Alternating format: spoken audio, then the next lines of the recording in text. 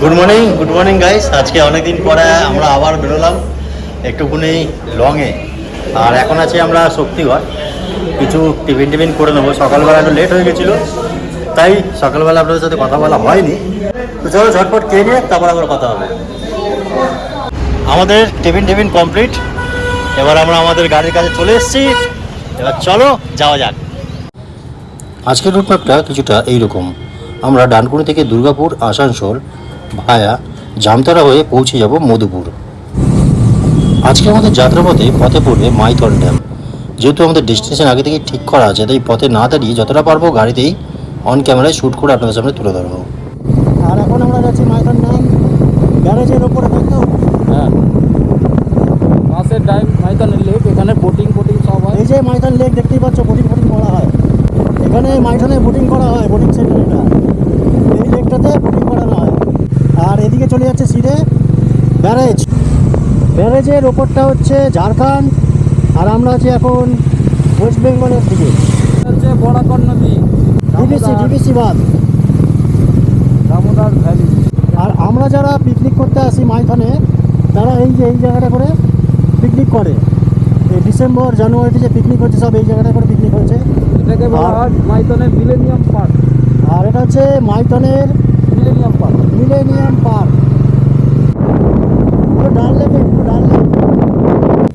তবে এখানে বলে রাখা দরকার, মাইথন যদি ঘুরতে হয় তবে হাতে একদিন আলাদা করে সময় নিয়ে আসতে হবে, কারণ এখানে রয়েছে প্রাকৃতিক সৌন্দর্যের সাথে সাথে নদীতে ভ্রমণ করার সুব্যবস্থা, তাই একদিন সময় অবশ্যই প্রয়োজন।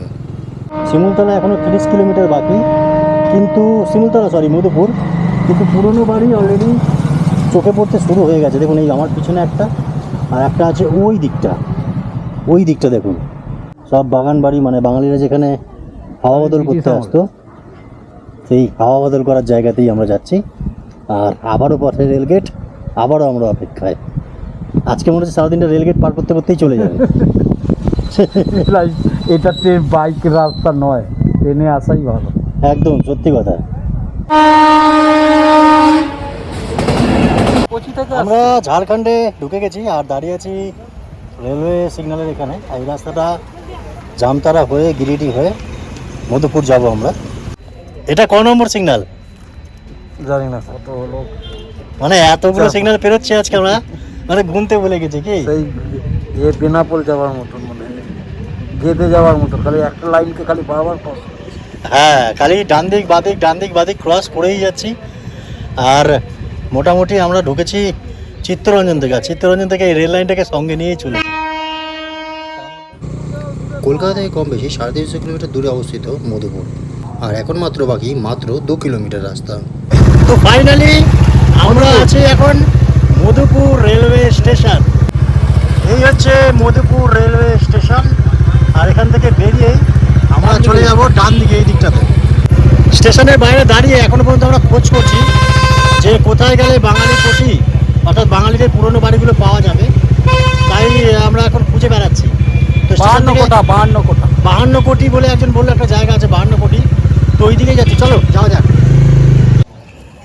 রুম আমরা নিয়ে নিয়েছি, আর পেছনে যেটা দেখছেন আপাতত আমরা এই রুমটাতেই আছি।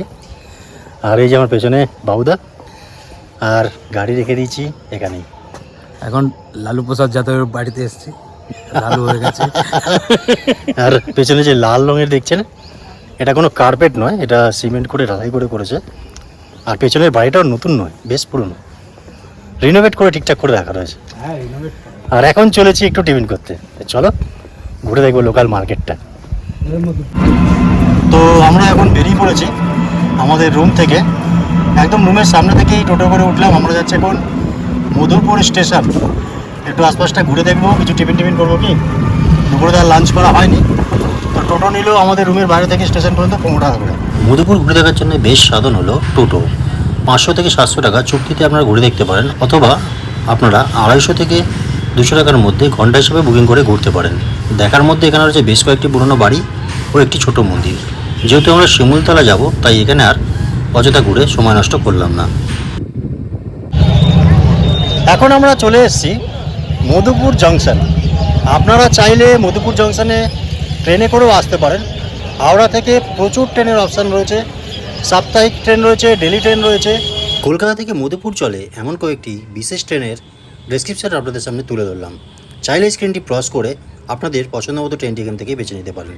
আর আইআরসিটিসিতে রইলেই আপনি সকাল সকাল চেষ্টা করবেন ঢোকার, আর এখান থেকে বেরিয়েই কীভাবে যাবেন হোটেল পর্যন্ত সব ডিটেলস আপনাকে বলে দেবো। তবে আপনাকে নামতে হবে মধুপুর জংশনে। তো আর দেরি না করে ঝটপট চলে আসুন মধুপুর জংশন, ঠান্ডা থাকতে থাকতে, নাহলে গরমে কিন্তু কষ্ট হবে, মজা পাবেন না। আরে ভালো লাগে। আর আশেপাশে কী কী দেখার আছে সব ডিটেলস, কত খরচ, কোন হোটেলে আমরা আছি, সেই হোটেলে কত নিয়েছে, আর কী কী ফেসিলিটি পাচ্ছি হোটেলে, টোটালটা আপনাদেরকে বলবো। ঝাড়খণ্ডে স্টেশনের বাইরে মধুপুরে টিফিন করছি আমরা, আর এখানে ফেমাস হচ্ছে লিট্টি চোখা ইত্যাদি। তবে ছাতুর পরোটা কোনো অংশে কম যায় না। ছাতুর পরোটা আলুর দাম নিয়ে নিলাম 2 পিস পরোটা 20 টাকা, আর আলুর দাম 20 টাকা, টোটাল 40 টাকা নিল। রাত্রেবেলা আমাদের হোটেলটা অসাম লাগছে, অসাম। ওপরের রুমটা আমাদের জমিদারদের বাড়ি, সেই জমিদার রিনোভেশন করে সুন্দর করে।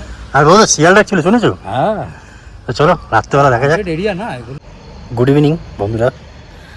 জেনারেলি আমি কোথাও থাকার ভিডিও তে আমি কোনো রুমে থাকার জায়গা বা হোটেল রিকমেন্ড করি না, কিন্তু এখন যে জায়গাটায় আছি, যে গেস্ট হাউসটা বা যে প্রপার্টিটায় আছি, দারুণ। আর অফ সিজন বলে একদম চারিপাশটা শান্ত নিরিবিলি।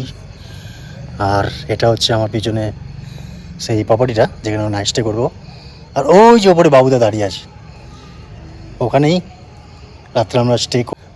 রাত্রেবেলা প্রপার্টিটা দেখাই, কারণ দিনের বেলা তো দেখবে, রাত্রেবেলা প্রপার্টিটা দেখলে আরও ভালো বুঝতে পারবে না, অনেক পুরনো এই বাড়ি। তো চলো দেরি না করে তোমাকে এবার দেখাই রুমগুলো কীরকম, তাহলে একটা আইডিয়া পাবে।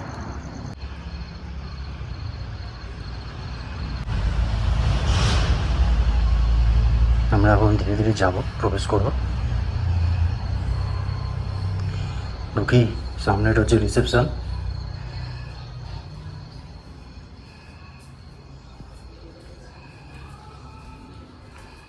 প্রথমে ঢুকে একটা এরকম ঘর, 2টো বেড, এসি রয়েছে, ফ্যানও রয়েছে।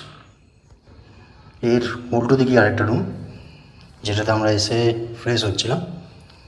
এখানেও সেম 2টো বড় বড় রুম, এসি আর ফ্যান। প্রতিটা রুমের বেডের যে সাইজ আছে, একটা বাচ্চা নিয়ে 2জন বড় আরামে শুতে পারবে, আর 3জন অ্যাডাল্ট হলে একটু চাপাচাপি হবে, কিন্তু একটা বেডে 3জন শুতে পারবে, মানে 6জন অ্যাডজাস্ট করে শুতে পারবেন। রুম থেকে বেরিয়ে এসি এদিকে সিধে, এদিকে হচ্ছে কমন ডাইনিং একটা আছে, আর এপাশে বাইরে যাওয়ার রাস্তা। এখানেও সিঁড়ি নিচেটা কমন টয়লেট, আর এই সিঁড়ি দিয়ে ওপর উঠে গেছে রাস্তা।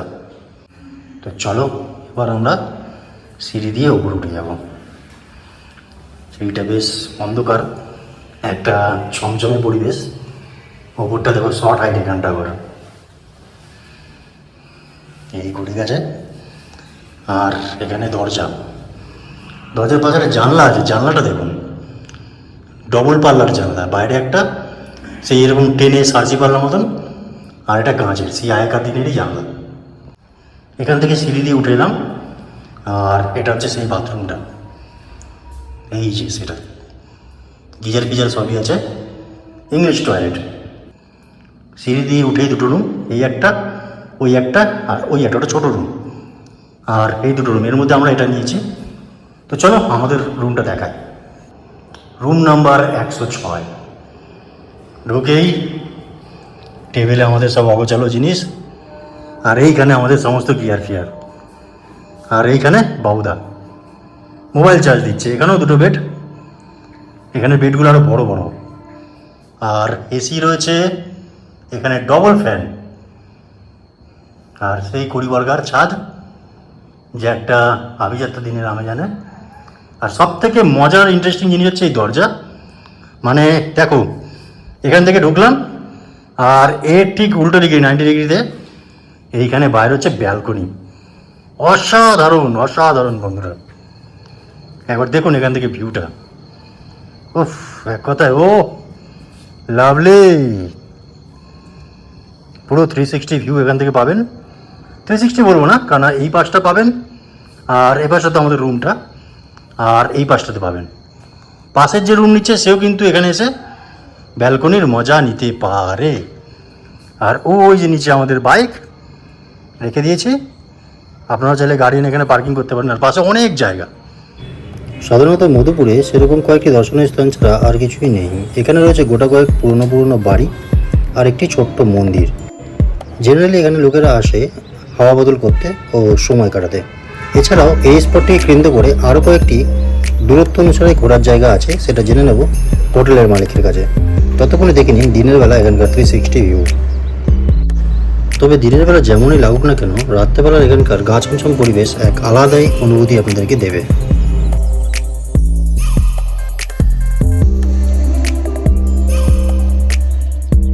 তো আমরা এখন যাব এই বাড়ির ছাদে, তাই তো? চলো দেখাই। উৎপাত হয়েছে বলেই রাত্রে আমরা ছাদে যেতে পারি।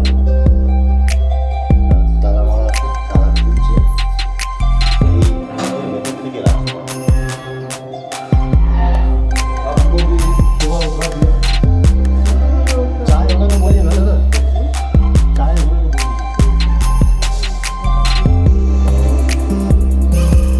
এখান থেকে আমরা উঠবো ছাদে। এই হচ্ছে বাড়ি। আর এর চারপাশে প্রাকৃতিক পরিবেশ।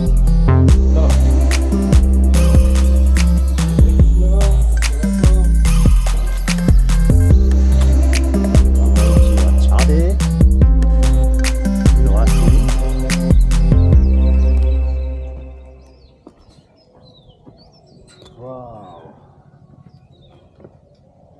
ও লাভলি,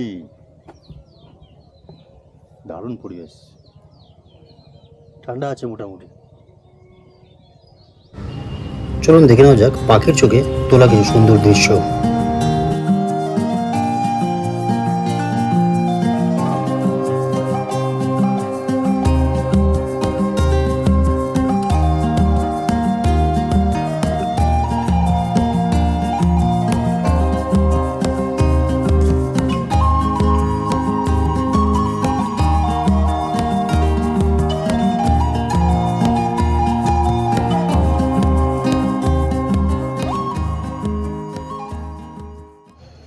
তো আমি এখন এসেছি এই রিসেপশানে, এখানে কথা বলে নেব। এখানে রুম নিতে গেলে কি করতে হবে না করতে হবে ডিটেলস ওনার থেকে জানবো। আগে আসুন আলাপ করে নিই। अच्छा उन्हीं जेतु बांग्ला कम बोझें ताई हिंदी ही कथा बोली उन्हें सर। भैया आपका नाम क्या है? मेरा नाम अनिल दास है। अच्छा ये प्रॉपर्टी का नाम क्या है? इसका नाम है Capstone resort. Capstone resort. Phone number?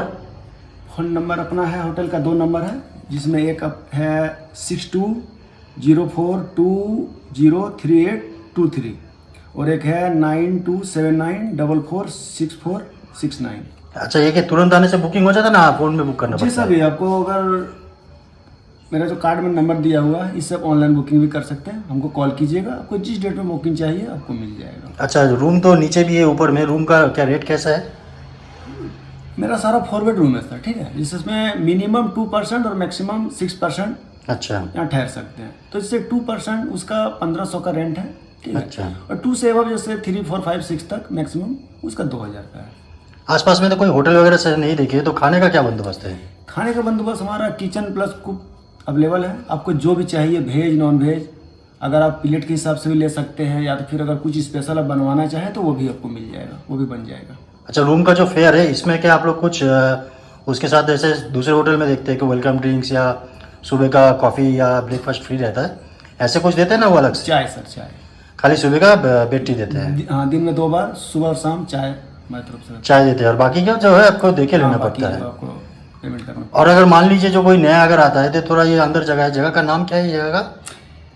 इस जगह का नाम है 52 बीघा बाईपास रोड। 52 बीघा बाईपास रोड। जी। तो कोई बंदा अगर आता है आपसे फ़ोन करता है कि आप लोग पिकअप का कोई व्यवस्था है? पिकअप स्टेशन से यहाँ से मात्र 2 किलोमीटर है, ठीक है। अच्छा आपको अगर लोकेशन चाहिए तो मैं लोकेशन दे दूंगा, या तो फिर जैसे टोटो वगैरह रहती है ना स्टेशन में, उसको आप एड्रेस बताइएगा 52 बीघा, वो आके आपको ड्रॉप कर देगा। अच्छा तो ऐसे अगर आप कोई बोलते हैं कि नहीं अगर पिकअप के लिए अरेंज कर दे तो आप लोग अरेंज कर अरेंज देते कर हैं? देंगे बिल्कुल। और घूमने के लिए यहाँ से टोटो भी मिल जाता टोटो है? भी मिल जाएगा, जैसे मधुपुर साइड सीन वगैरह घूमना हो तो टोटो मिल जाएगा आपको। बाकी जैसे दूर जाना, जैसे देवघर साइड सीन, गिरिडीह साइड सीन, तो उसके लिए आपको कार वगैरह का भी। कार का बंदोबस्त आप लोग कर देते ना? जी, खुद का 8 कार है। अच्छा। इसमें 1 स्कॉर्पियो, 1 बोलेरो, 2 डिजायर और 4 अर्टिगा है। आपको जितना भी, जैसे जहाँ भी जाना हो, हर चीज़ का सुविधा है हमारे पास। अच्छा, मान लीजिए कि छोटा गाड़ी एक चाहिए 4 व्हीलर का, मतलब 4 सीटर का या 8 सीटर का, रेट कैसे पड़ता है? जैसे आपको देवघर साइड सीन अगर घूमना है तो वही 2700 रुपये करीब अच्छा। छोटा कार में, जैसे डिजायर वगैरह हुआ, ठीक है। और जैसे गिरिडीह साइड सीन जाना हो तो उसमें 3500 का, 3500। उसमें ड्राइवर का सारा मेरा खुद रहेगा। अच्छा, सब आपको यही से अरेंज करके देते पार्किंग, हैं? टोल टैक्स वगैरह सारा कुछ मेरा। अच्छा, कोई खाना वाना के साथ पैकेज में अगर आना चाहे तो कैसे कर पाएगा? पैकेज भी मिल जाएगा। जैसे आपका, हम लोग का ज़्यादातर पैकेज 3 दिन का रहता है। जैसे आप अगर जिस डेट में आते हैं तो एक दिन हम लोग मधुपुर साइड सीन घुमाते हैं, एक दिन देवघर साइड सीन, एक दिन गिरिडीह साइड सीन, तो उसका पैकेज रहता है। वो निर्भर करता है आप लोग कितने आदमी हैं, ठीक है। अच्छा। तो हम लोग पैकेज बना के उसमें आपको सब कर देंगे। सीजन के ऊपर भी डिपेंड रहता है कि जी। फिक्स सीजन के ऊपर डिपेंड रहता है? सीजन के ऊपर है। अच्छा, मेरा नाम, चैनल का नाम कर लेकर अगर कोई आ गया तो डिस्काउंट कुछ मिलेगा? बिल्कुल मिलेगा। ओके, थैंक यू, आपसे बात करके बहुत अच्छा लगा। ओके, थैंक यू दादा। Thank you sir.